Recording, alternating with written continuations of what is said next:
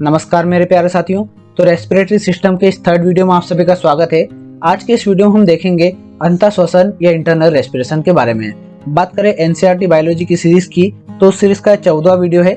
इससे पहले 13 वीडियोस आ चुके हैं। अगर आपने वो वीडियोस नहीं देखे हैं तो मैंने एनसीईआरटी बायोलॉजी के ही नाम से एक प्लेलिस्ट बना रखी है और उसकी लिंक मैंने डिस्क्रिप्शन में दे रखी है। आप वहां से जाकर उन सारे वीडियोस को देख सकते हैं।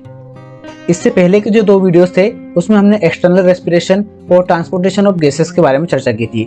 पहले वीडियो में हमने देखा था कि किस तरीके से हम वातावरण से हवा को शरीर के अंदर लेते हैं और किस तरीके से हमारे जो फेफड़े होते हैं उनकी सहायता से हमारे शरीर में जो कार्बन डाइऑक्साइड बनती है उसको हम वातावरण में वापस छोड़ते हैं। इसके बाद हमने देखा था दूसरे वीडियो में ट्रांसपोर्टेशन ऑफ गैसेस के बारे में, जिसमें हमने देखा था कि किस तरीके से हमारे फेफड़े और हमारी जो कोशिकाएं होती है उनके बीच में ऑक्सीजन और कार्बन डाइऑक्साइड का ट्रांसपोर्टेशन होता है।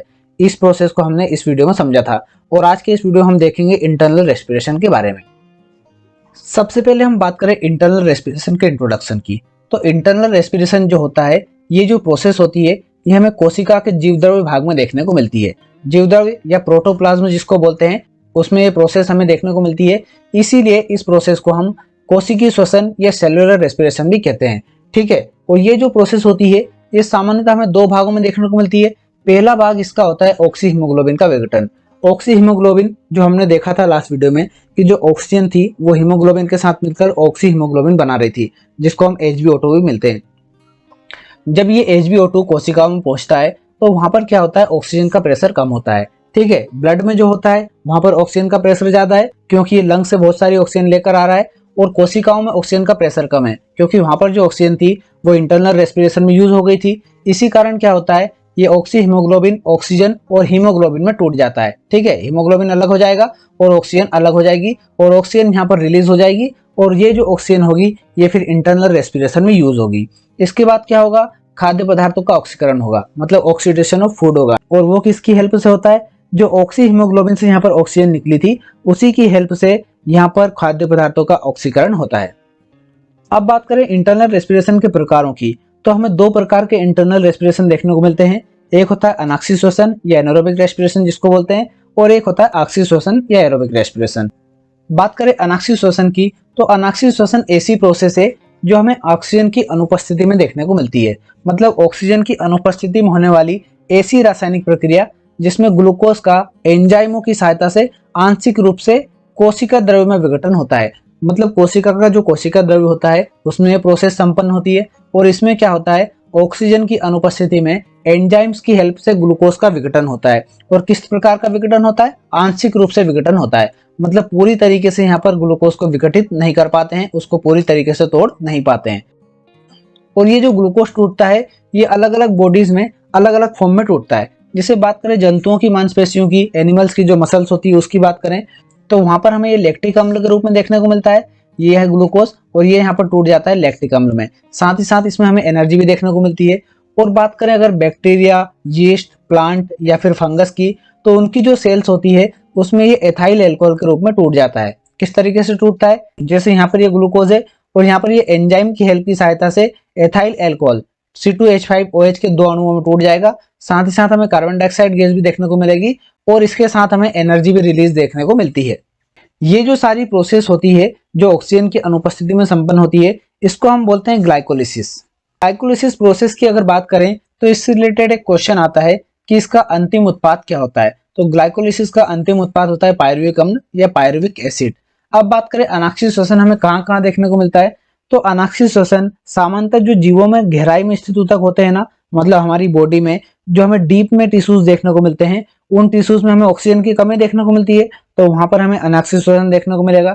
साथ ही साथ जो अंकुरित होते बीज होते हैं और जो फल होते हैं उनमें भी हमें कुछ समय के लिए, अल्प समय के लिए हमें वहां पर अनाक्सी श्वसन देखने को मिलता है। अनाक्सी श्वसन को एक और नाम से बुलाया जाता है, उसको हम बोलते हैं शर्करा का किण्वन, मतलब शुगर फर्मेंटेशन। जैसा कि अभी हमने बात किया था कि जो ग्लूकोज था उसका यहाँ पर फर्मेंटेशन हो रहा था, वो लैक्टिक एसिड और एथाइल अल्कोहल में यहाँ पर चेंज हो रहा था, इसीलिए इस प्रोसेस को हम शुगर फर्मेंटेशन भी कहते हैं। अब हम बात करें ऑक्सी श्वसन की, तो ऑक्सी श्वसन या एरोबिक रेस्पिरेशन ऐसी प्रोसेस है जो ऑक्सीजन की उपस्थिति में संपन्न होती है, इसीलिए इसको हम ऑक्सी श्वसन बोलते हैं, या फिर इसको हम वायवीय श्वसन भी कहते हैं क्योंकि ये वायु की उपस्थिति में संपन्न हो रही है, इसलिए इसको हम वायवीय श्वसन भी कहते हैं। और ये प्रोसेस हमें देखने को मिलती है माइटोकॉन्ड्रिया में। अभी हमने अनाक्षी श्वसन की बात की थी, तो वो हमें देखने को मिली थी कोशिका द्रव में, ठीक है, कोशिका द्रव या साइटोप्लाज्म में। और बात करें ऑक्सी श्वसन की, तो ये होता है माइटोकॉन्ड्रिया में। और इसमें क्या होता है, इसमें पायरुविक अम्ल का विभिन्न एंजाइमों की सहायता से पूरी तरीके से ऑक्सीकरण होता है। मतलब पायरुविक अम्ल जो होता है, जो ग्लूकोज होता है, उसका यहाँ पर ऑक्सीकरण होगा ऑक्सीजन की उपस्थिति में, और वो पूरी तरीके से यहाँ पर ऑक्सीकृत होगा। जैसा कि अनाक्षी श्वसन में होता है, वहां पर आंशिक विघटन होता है, बट यहाँ पर जो होगा वो पूरी तरीके से ऑक्सीकरण होगा। और इसके पूर्ण ऑक्सीकरण से हमें क्या क्या प्राप्त होगा, इससे हमें मिलेगी कार्बन डाइऑक्साइड, साथ ही साथ हमें जल भी मिलेगा, और इसमें बहुत अधिक मात्रा में हमें ऊर्जा देखने को मिलती है, ठीक है, बहुत अधिक मात्रा में ऊर्जा देखने को मिलेगी, जो हमें एटीपी अणुओं के रूप में प्राप्त होगी। किस तरीके से इसका विघटन होगा, जैसे यहाँ पर हमें देखने को मिल रहा है पायरुविक अम्ल या फिर ग्लूकोज, ये ऑक्सीजन की उपस्थिति में यहाँ पर प्रोसेस हो रही है, इसलिए यहाँ पर हमने ऑक्सीजन ले लिया। इससे हमें क्या मिला, इससे हमें 6 अणु मिले कार्बन डाइऑक्साइड के, और 6 ही अणु हमें मिलते हैं जल के, ठीक है। साथ ही साथ हमें मिलती है 2830 किलोजूल ऊर्जा। जो बात करें अनाक्षी श्वसन की, तो उसके कंपैरिजन में लगभग 10 से 12 गुना ये एनर्जी होती है। अब ये जो सारी प्रोसेस होती है, जो कोशिका में संपन्न होती है, जिसको हम कोशिकीय श्वसन बोलते हैं, ये हमें 2 स्टेप्स में देखने को मिलती है। सबसे पहला होता है ग्लाइकोलिसिस, ठीक है, ग्लाइकोलिसिस जिसको अनाक्षी श्वसन भी कहते हैं, और दूसरा होता है क्रेब्स चक्र। ग्लाइकोलिसिस की अगर बात करें, तो इस प्रोसेस को हम अनाक्षी श्वसन भी कहते हैं, और इसको हम शुगर फर्मेंटेशन भी कहते हैं। इसको भी हमने डिस्कस कर लिया था, इसमें ऑक्सीजन की आवश्यकता नहीं होती है। और इसका वर्णन सबसे पहले एम्बडेन, मेयरहाफ और पार्सन, इन 3 वैज्ञानिकों ने मिलकर किया था।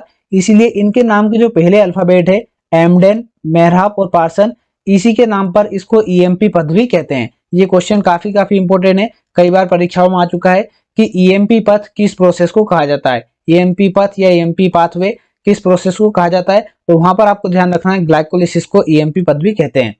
और ये जो प्रोसेस होती है ग्लाइकोलिसिस की, इसमें हमें ग्लूकोज के एक अणु से पायरुविक अम्ल के 2 अणु बनते हुए देखने को मिलते हैं। और ग्लाइकोलिसिस की प्रोसेस में हमें आखिरी में ऊर्जा के रूप में 4 अणु एटीपी भी प्राप्त होते हैं। पर ये जो सारी प्रोसेस होती है, इसमें क्या होता है, 2 अणु एटीपी खर्च हो जाते हैं। मतलब इस सारी प्रोसेस को करने में 2 अणु एटीपी खर्च हो जाते हैं। इसलिए जो शुद्ध लाभ होता है ऊर्जा का, वो हमें 2 अणु एटीपी ही मिलते हैं। क्योंकि 4 अणु हमें आखिरी में मिल रहे थे, उसमें से 2 अणु एटीपी खर्च हो गए, तो 2 अणु ही हमें यहाँ पर देखने को मिलते हैं। तो ओवरऑल अगर बात करें, तो एक ग्लूकोज के अणु से हमें 2 चीजें मिलती है। 2 अणु तो हमें मिलते हैं पायरुविक एसिड के, और 2 अणु हमें मिलते हैं एटीपी के। वैसे तो 4 मिल रहे थे एटीपी के, बट 2 अणु यहाँ पर खर्च हो गए, इसलिए यहाँ पर 2 अणु पायरुविक अम्ल मिलते हैं और 2 अणु मिलते हैं एटीपी के। ये वाली बात आपको थोड़ा सा ध्यान रखना है। अब हम बात करते हैं क्रेब्स चक्र की या क्रेब्स साइकिल की। तो इसका सबसे पहले वर्णन दिया था हेंस क्रेब्स ने, इसीलिए इसको क्रेब्स चक्र भी कहते हैं। इस प्रोसेस को हम साइट्रिक अम्ल साइकिल या ट्राई कार्बोक्सिलिक चक्र भी कहते हैं, ठीक है, ये 2 नाम भी इसको देखने को मिलते हैं। और ये जो प्रोसेस होती है, ये संपन्न होती है माइटोकॉन्ड्रिया में। माइटोकॉन्ड्रिया में अभी हमने देखा था, जो ऑक्सी श्वसन की प्रक्रिया होती है, वो संपन्न होती है माइटोकॉन्ड्रिया में। और जो क्रेब्स चक्र है, ये ऑक्सी श्वसन की ही प्रक्रिया है, ठीक है, अनाक्षी श्वसन में हमें देखने को नहीं मिलती है। अनाक्षी श्वसन में सिर्फ और सिर्फ ग्लाइकोलिसिस देखने को मिलती है। बट बात करें ऑक्सी श्वसन की, तो ऑक्सी श्वसन में हमें ग्लाइकोलिसिस तो देखने को मिलेगी, बट उसके साथ साथ हमें क्रेब्स चक्र भी देखने को मिलता है। तो क्रेब्स चक्र जो होता है, ये संपन्न होता है माइटोकॉन्ड्रिया में।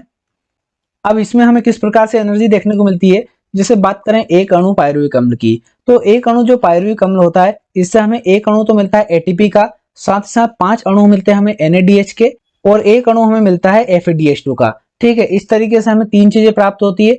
इसमें क्या होता है, जो NADH होता है ना, उसके एक अणु में हमें 3 अणु एटीपी के देखने को मिलते हैं, और FADH2 जो होता है, उसमें हमें एक अणु में 2 अणु एटीपी के देखने को मिलते हैं। इस प्रकार से हमें एक अणु पायरुविक अम्ल से क्या क्या मिलेगा, एक अणु एटीपी का तो हमें यहीं से मिल गया, तो ठीक है, एक अणु हमने लिख लिया, और 5 अणु हमें NADH के मिले थे। और जैसा कि अभी हमने डिस्कस किया, एक अणु NADH में 3 अणु एटीपी होते हैं, तो इस प्रकार से कुल कितने हो जाएंगे, कुल 15 अणु एटीपी यहाँ से हो जाएंगे। और यहाँ पर हमने बात की थी कि FADH2 के एक अणु से 2 अणु एटीपी मिलते हैं, तो एक ही अणु यहाँ पर FADH2 है, तो यहाँ पर हो जाएगी 2 अणु एटीपी। तो एक अणु पायरुविक अम्ल से हमें 18 अणु मिलते हैं एटीपी के, ठीक है। और जैसा कि अभी हमने देखा था, ग्लाइकोलिसिस से प्रोसेस स्टार्ट हुई थी, वहां पर हमें 2 अणु पायरुविक अम्ल के मिले थे, तो 2 अणु पायरुविक अम्ल के होंगे, तो उनसे हमें कुल 36 अणु एटीपी के मिल जाएंगे, ठीक है। क्रेब्स चक्र से कुल ऊर्जा हमें 36 अणु एटीपी के मिलते हैं। और जैसा कि हमने ग्लाइकोलिसिस में देखा था, एक ग्लूकोज के अणु से हमें क्या मिला था, 2 अणु पायरुविक अम्ल के मिले थे, जैसा कि यहाँ पर भी लिखा हुआ है। तो 2 अणु पायरुविक अम्ल से हमें टोटल मिल गई 36 अणु एटीपी। और ग्लाइकोलिसिस में ही हमने देखा था कि हमें 2 अणु एटीपी एक्स्ट्रा मिल रहे थे। वैसे तो 4 मिल रहे थे पर 2 खर्च हो रहे थे, तो जो शुद्ध लाभ था हमें एटीपी का वो मिल रहा था हमें 2 अणु एटीपी। ठीक है, 2 अणु हो गए ग्लाइकोलिसिस के और 36 हो गए क्रेब्स चक्र के।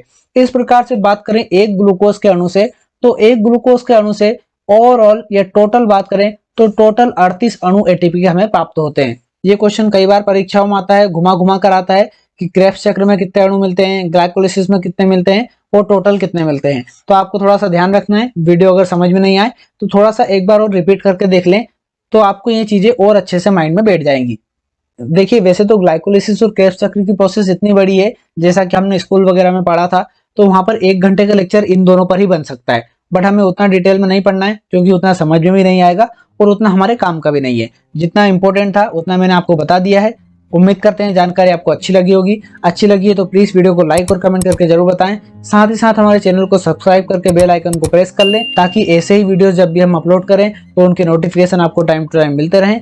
मिलते हैं नेक्स्ट वीडियो में, तब तक के लिए पढ़ाई करते रहिए, अपना ख्याल रखिए। बहुत बहुत धन्यवाद।